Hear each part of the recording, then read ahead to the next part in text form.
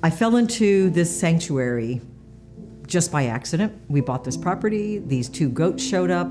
Somebody asked me if I had room for goats, and they showed up. And the next thing you knew, a few pigs showed up, and the next thing you knew, all these other animals showed up. And we finally decided, you know what, we're gonna do we're gonna have a bona fide sanctuary. And that was sort of the beginning of Rancho Compasión.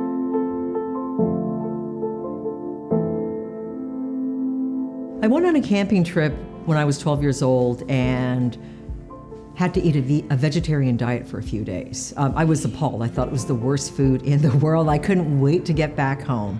When I got back home, my mother put pork chops in front of me. For some reason, in my little 12-year-old brain, I made a connection between that and a pig. And all of a sudden, it was such a weird moment, because I still remember looking at that pork chop and thinking, that's not food. That was an animal. And I pushed the pork chop away, and I literally never ate meat again. It was like this instantaneous connection. I had to do something that created value. I had to do something that was aligned with what I had always thought was my life's purpose, but had never had the opportunity to really fully blossom. I always found food as an effective way of activism, because through delicious food, you can win people over. People say, wow, if I could eat like this, I'd go vegan.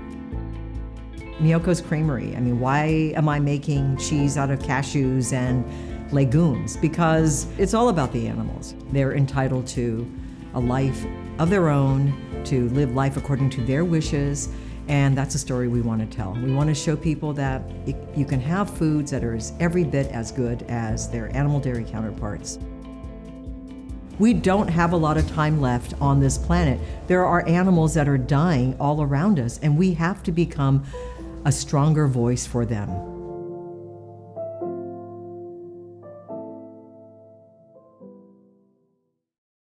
We can start, I don't know, we have a cow in the front. Did you see the cow in the front? So we're going to go into the primary production, and you're going to see how and where we make our products. The dairy industry is a very, very complicated thing.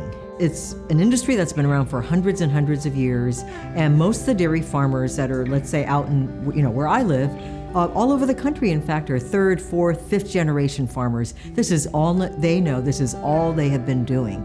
And maybe their grandparents, their great-grandparents had a really small farm with maybe 15 cows. The same farmers today, they're a part of a co-op usually, and they're selling their milk to these large corporations.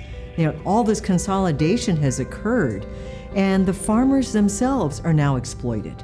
And dairy farmers are struggling. The whole industry is collapsing.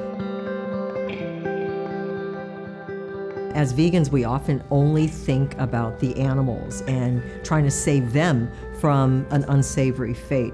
But we also have to realize that there are people that are caught up in the system that are also victims. And that's why we have this dairy farm transition program, because we want to help those farmers that, they're not evil people. They're just trying to they're just trying to make a living. They're just trying to, oftentimes they'll say, we're just trying to feed America. They think they're doing the good work. So let's help them do that. In 2019, we got a letter from the Department of Food and Agriculture in California that we could not use the term butter, that it belonged to the dairy industry, along with images of cows. We were also told we couldn't use lactose-free, hormone-free, revolutionizing dairy with plants. And it was such an absurd letter. I had a great laugh, and then I contacted Animal Legal Defense Fund, and they represented us in suing the CDFA for violating our First Amendment rights to free speech. And we are so happy to say that just recently we won that lawsuit. A U.S. District Court ruled that consumers were not confused by the terminology butter as long as it was modified by something like vegan, and that we have every right to use that term. Right now I'm standing in the aging room with all of our artisanal cheeses. These are the cheeses that I first started the company with 7 years ago. And I remember when I first started, we had an aging room that was about 1/10 this size. And I thought, oh my God, we'll never ever fill it up. And of course, very, very quickly, it got filled up. This room is filled up. We have another one next door that's a little bigger, and the business just keeps growing. The demand for vegan cheese just keeps climbing, and it's super, super exciting. I mean, veganism is the way to change the world. It really, really is. So whether you're a vegan, full-time vegan, or a part-time vegan, or a pre-vegan, as far as I'm concerned, everyone is a pre-vegan. And that's how we're gonna change the world. Yeah, we've come a long ways, but there's just so much more to do. The thing that I'm most grateful for is I have this opportunity.